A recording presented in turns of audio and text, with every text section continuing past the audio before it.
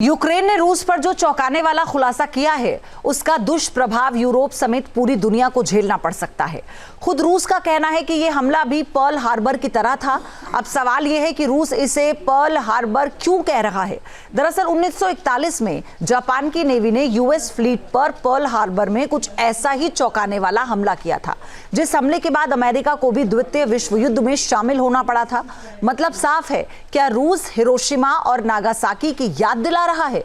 Hiroshima और Nagasaki Japan के दो वो शहर जिसे अमेरिका ने परमाणु बम विस्फोट कर तबाह कर दिया था। अब पूरी दुनिया के माथे पर चिंता की लकीरें हैं। क्या रूस कुछ ऐसा ही प्लान कर रहा है? क्या अब रूस यूक्रेन युद्ध परमाणु युद्ध और विश्व युद्ध में बदल जाएगा?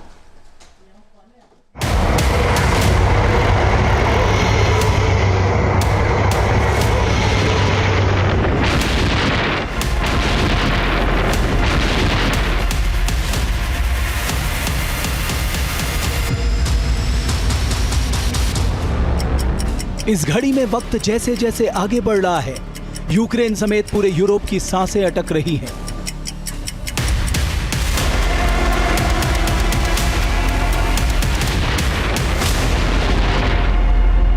कहा जा रहा है कि महज 48 घंटे, जी हां, सिर्फ 48 घंटे का वक्त है पुतिन के पलटवार में। दुनिया के सामने इस वक्त एक ही सवाल है कि यूक्रेन के पर्ल हार्बर अटैक के जवाब में पुतिन किस महाविनाशक हथियार से पलटवार करेंगे। क्या रूस के अंदर पर्ल हार्बर जैसा अटैक दुनिया में तीसरे विश्व युद्ध के आगाज का ट्रिगर पॉइंट बनेगा? यूक्रेन से बदला कैसा होगा पुतिन का हमला?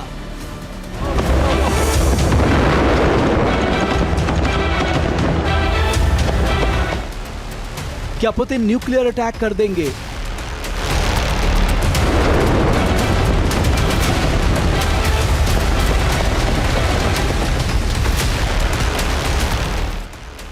क्या रूस के पलटवार के बाद विश्व युद्ध छिड़ जाएगा?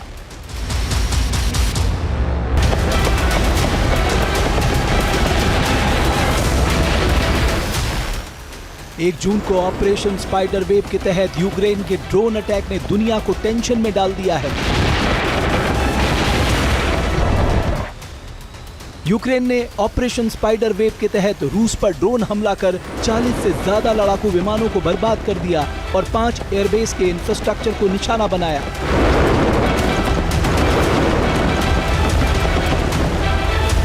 इसके जवाब में दावा किया जा रहा है कि रूस अगले 48 घंटों में पलटवार कर सकता है, जिसमें एटमी हमले की भी आशंका जताई जा रही है। राष्ट्रपति पुतिन के मुताबिक अगर रूस की संप्रभुता पर सीधे खतरा हुआ तो देश हर विकल्प पर विचार करेगा।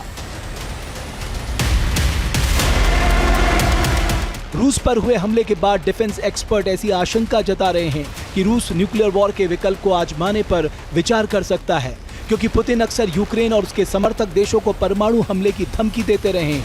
वहीं पिछले कई समय से उन्होंने परमाणु हथियारों को हाई अलर्ट पर भी रखा है। पुतिन के टारगेट पर सबसे पहले यूक्रेन और यूक्रेन को समर्थन देने वाले नाटो समेत दूसरे देश हो सकते हैं। पुतिन के टारगेट पर यूक्रेन के साथ नाटो देश ब्रिटेन, फ्रांस, जर्मनी और इसके साथ ही बाल्टिक देश लात्विया, लिथुआनिया और एस्टोनिया भी हो सकते हैं। जेलेंस्की ने रूसी एयरबेस पर जिस तरह ऑपरेशन स्पाइडर वेव के तहत हमला बोला है, उसे एक्सपर्ट पर्ल हार्बर जैसा हमला बता रहे हैं और आशंका जताई जा रही है कि जिस तरह अमेरिका ने पर्ल हार्बर अटैक के बदले में जापान पर परमाणु हमला कर दिया था, पुतिन भी उसी तरह का पलटवार करने की प्लानिंग में जुटे हैं।